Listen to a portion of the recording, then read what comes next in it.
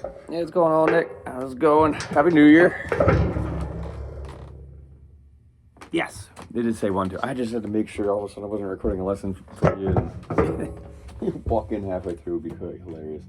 So I had a couple of ideas of things to work on. We were doing some of the whammy bar stuff, and I knew you're a Stratocaster guy, so I figured inside the idea of I'm not sure we covered Albert King and BB King boxes as far as, and we did do a whole entire section of the solo of Hotel California, which utilizes these Albert King and BB King boxes. And part of the reason we call them this is basically because it's places where these players existed, like, you know, pretty much made famous by playing in these spots on the neck. All right, so the idea of it is pretty much, oh, I had a pick. Oh, there it is. The idea of it is it's a way of stretching outside this normal scale patterns, all right? And so, it's pretty much a place, especially for me, that I rely on playing solos and finding places, you know, finding where it's a spot I find my notes, pretty much, what I need them. All right, so the idea is pretty much the Albert King and BB King boxes are the same shape, okay? The idea is we're going to play in A minor, okay? Let's do the scale real quick. So 5. We could do the whole minor scale, but I'm usually going to stick to the pentatonics because I like to add in my own notes in the middle. As a blues guy, a lot of times we'll borrow from, instead of the full minor scale, we're going to borrow the major third as well as the minor third that we're already using, and we borrow the natural sixth, okay? So in that sense, the scale, let's play the normal A minor would be 5 on the 2, 7, 8, 5, 7, 8, 5, 7, 4, 5, 7, 5, 6, 8, 5, and then 7, 8 after that, which actually, this 8 is part, and this 8 here is part of the Albert King box, okay? But so let's fill in the blanks though a little bit on what we consider to be a full blues scale. And in my mind, it starts with this. It starts with A, and we go to 2, so 5, 7, 8, and then we're gonna have the 4. I know it's gonna be weird. 4 on the A string, 5. Technically, the next note at 6 is usable, but not a scale tone, so we skip it. We play it, but we don't count it as part of the scale. It's a note we use to pass between 5 and 7. Okay, and then what's gonna happen is go back to 4, 5, and then so she goes.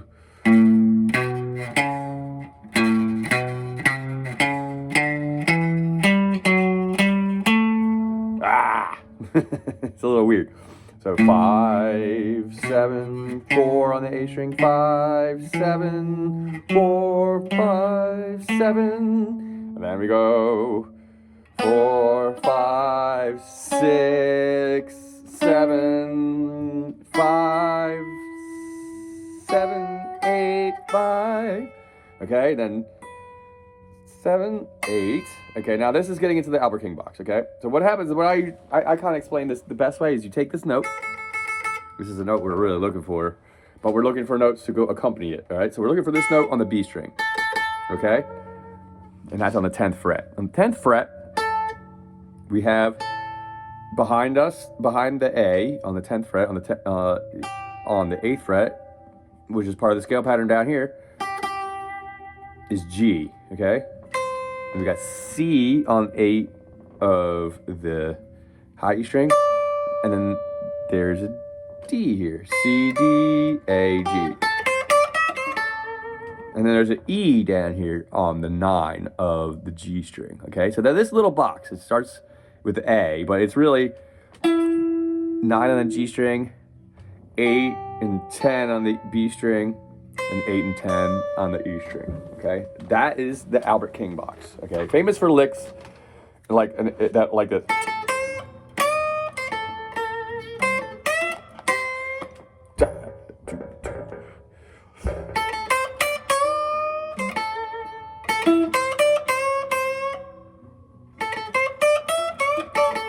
And then we fall back into the regular scale.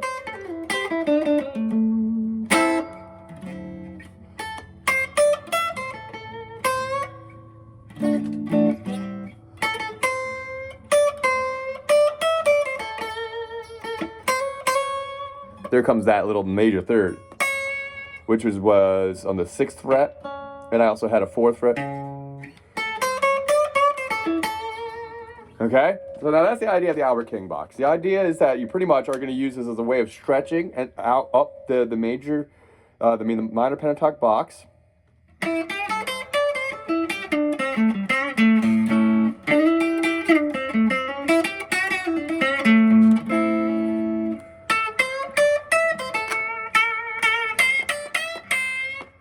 You know what I mean? So that's the idea of that box. Is you get those kind of licks at it and you can slide back in. Now if we go 2 frets up, same shape box as the B.B. King box. And the idea really is that one is major and one is kind of minor, okay? So, I mean, kind of in the idea of that we're adding in this one as the major third, and this we bend to it. So now the idea is like that you're gonna play you're gonna play the Albert King box, focusing on the A with your ring finger. Okay.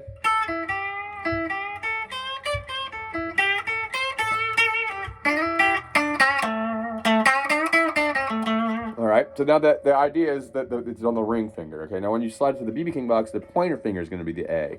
Okay. Same idea. You're still going to be trying to play notes around the A note. So the fact is that you have to have a good handle on that note.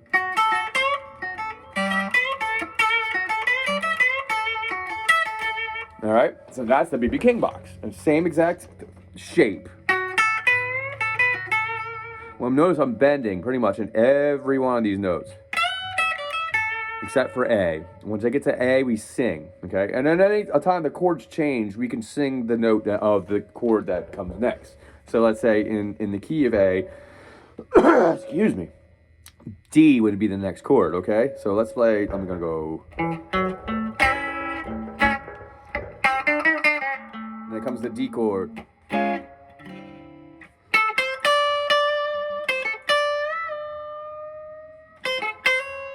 You can hear it right there. I was going from D to the major third. It goes like the D chord. In the B.B. King box.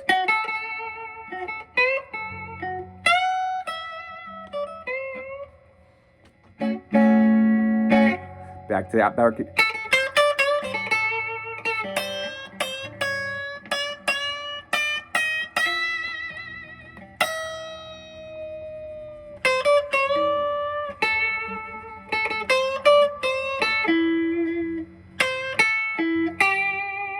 That's a famous one in the Albert King box, going from the 8 on the E string, 10 on the B string, 9 on the G string, 8 on the B string.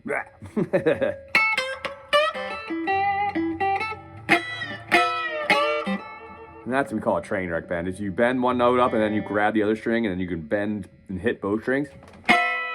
You get that nice like dissonance kind of, okay? So that's the idea. You can do that now. You can do those kind of train wreck bends anyway. So the idea is really having the idea of using either one of these boxes. You can kind of combine the two too. Like I was kind of doing it.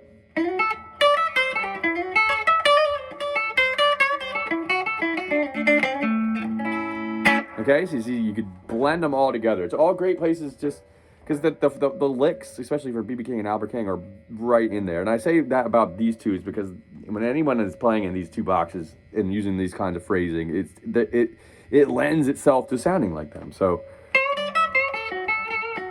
I was gonna say, kind of suggest a couple songs for you. For Albert King, he pretty much plays a lot of the same stuff in every song. So you can kind of just type in and all of them will be pretty close to the idea of like.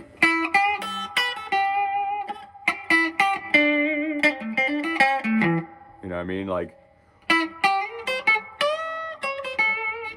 Very Albert King, that kind of thing. Like Born Under a Bad Sign is a good one. That's what I was waiting for that one. Crosscut Saw is another good Albert King one. Both are two different style blues songs, but they're both 12 bars. So any one of his idea licks or anything like that works over that. B.B. King, Every Day I Have the Blues. And I just woke up this morning. Woke up this morning is also similar to the Albert King Crosscut Swell as far as the groove. Although the groove changes and just woke up this morning. It should go like it.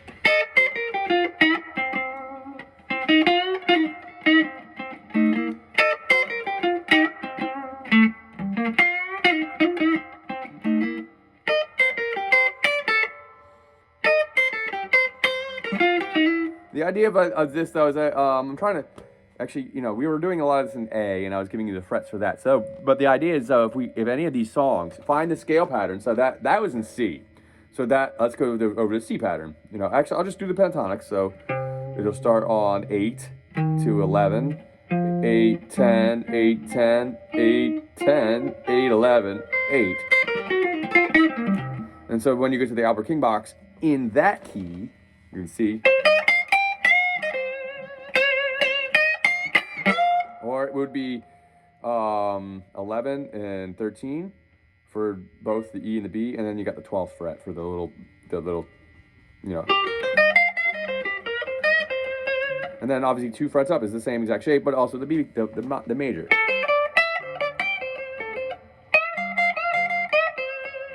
Okay?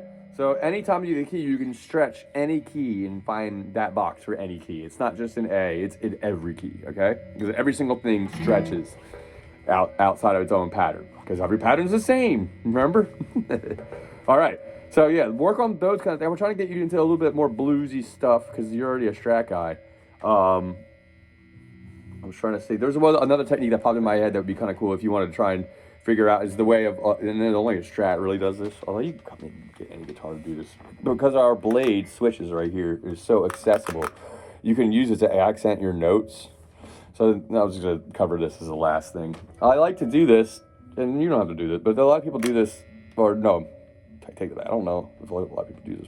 One thing I like to do to make my notes sound a little stronger sometimes, because Stratocasters are great, but they're not necessarily like real rock and roll guitars. I mean, they are, but it's a different style. So sometimes if you want to get that like a real strength that sometimes like a humbucker guitar will get, although usually you can do this by just turning your amp up more and just hitting it harder. But one real cool thing is you hit your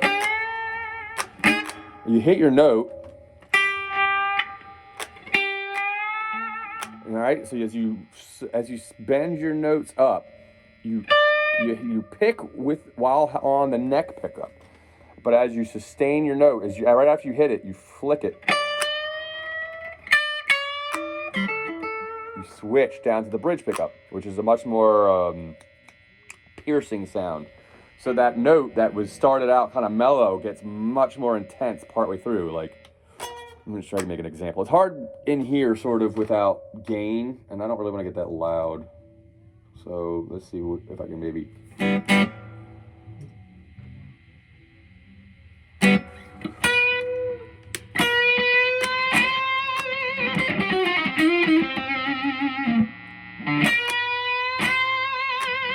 Yeah, see, that kind of thing. It's a little bit more noticeable when you turn on a ton of gain. I don't know if you can really hear that through the phone. But the idea is, I mean, and at least it really works when you have a louder amp. And you hear? I can't stop making that face. I never noticed I did that.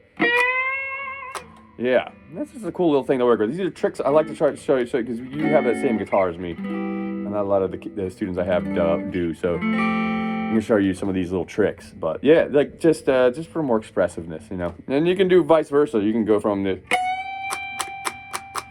you can use that as an effect, All right, well, try that. Try work with the those are those songs I suggested, and try and just figuring out how to solo, even if you feel like you're like not that great at. You have to start somewhere. So, and if your goal is to try and learn